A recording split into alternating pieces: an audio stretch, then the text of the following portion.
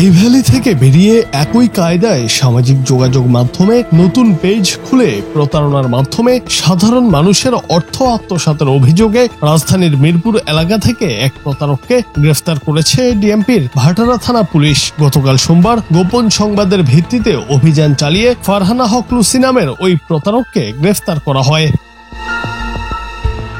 তার বিরুদ্ধে PT please নামের এক ফেসবুক পেজ থেকে গ্যাজেট অর্ডারের নামে গ্রাহকদের থেকে প্রতারণার মাধ্যমে 15 কোটি টাকা আত্মসাতের অভিযোগ রয়েছে। পুলিশ জানায়, ফেসবুক পেজে গ্রাহকদের কাছ থেকে অবিশ্বাস্য কম দামে আইফোন, আইপ্যাড সহ নানা গ্যাজেট দেওয়ার কথা বলে টাকা সংগ্রহ করত ওই চক্র। কম দাম দেখে অনেকে অর্ডার দিতেন এবং অনেকেই ব্যবসার জন্য মোটা অঙ্কের টাকা বিনিয়োগ করতেন। তার মূল লক্ষ্য ছিল নারী গ্রাহকরা।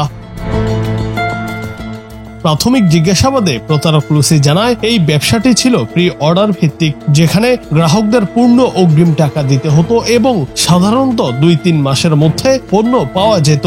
ভালো রিভিউ দেখে অনেকেই অর্ডার করতে থাকেন এবং সেখান থেকেই প্রতারণা শুরু।